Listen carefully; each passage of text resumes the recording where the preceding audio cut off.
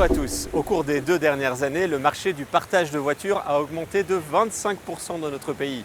Aujourd'hui, 200 000 personnes utilisent les voitures partagées. Alors c'est bien pour le portefeuille, c'est bien pour l'environnement, mais d'un point de vue juridique, il y a tout de même des questions à se poser.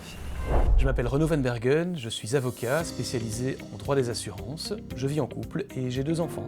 J'ai choisi le métier d'avocat parce que j'adore trouver des solutions amiables à des problèmes complexes.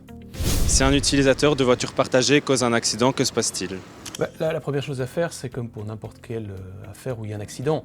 Il faut faire un constat qui précise l'identité des parties, les véhicules impliqués, les dégâts, les circonstances surtout et les coordonnées de l'assureur. Il faut absolument faire une déclaration à la police dans les meilleurs délais parce que si vous ne le faites pas, vous risquez de commettre en fait un délit de fuite. Attention à un élément important, même si vous n'êtes pas le preneur d'assurance, parce que ça a été pris par une entreprise qui gère le partage des voitures, vous êtes néanmoins l'assuré. À ce titre, vous avez l'obligation de déclarer le sinistre à l'assureur. Ces coordonnées figurent sur la carte verte. Alors, si je cause un accident avec une voiture partagée, est-ce que je vais avoir des conséquences au niveau de mes assurances ?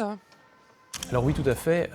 Déjà parce que quand vous allez un jour futur conclure un contrat avec une voiture qui sera cette fois-ci la vôtre, vous avez l'obligation de déclarer à l'assureur tous les éléments dont vous pouvez raisonnablement penser que ça a un impact pour calculer le montant de la prime.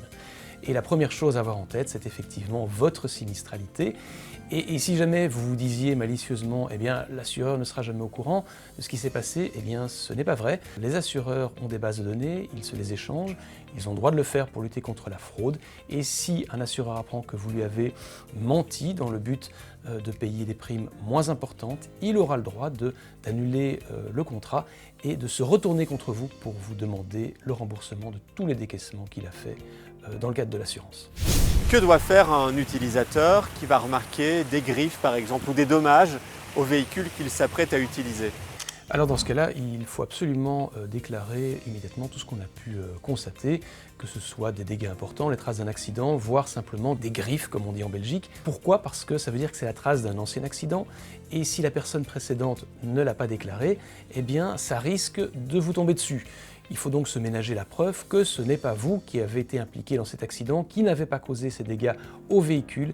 Et donc la meilleure chose à faire, c'est dès qu'on le voit, déclarer à l'entreprise qui organise le partage des voitures que le véhicule n'était pas dans un état parfait, même pour la moindre petite chose. Est-ce que je serai poursuivi pour une infraction commise avec un véhicule partagé ? Oui, tout à fait. Le fait d'avoir un véhicule partagé ne vous met pas à l'abri des poursuites. Pourquoi ? Parce que quand l'infraction va être constatée, les policiers, le verbalisant, éventuellement une caméra, va repérer la plaque d'immatriculation du véhicule, le parquet, donc le procureur, la police, va écrire au titulaire de cette plaque, potentiellement donc une entreprise de véhicules partagés, et va lui demander qui conduisait le véhicule à ce moment-là. Sur base de cette information-là, l'entreprise a l'obligation de donner votre identité. Le fait donc de conduire avec un véhicule ne vous protège pas d'une manière ou d'une autre d'une infraction que vous auriez pu commettre, excès de vitesse ou simplement un mauvais parking. Malgré la croissance rapide de ce secteur, il est important de bien comprendre vos droits et vos responsabilités. Retrouvez tous nos conseils sur notre site internet. À bientôt et n'oubliez pas, un avocat c'est quelqu'un qu'il vaut mieux voir avant.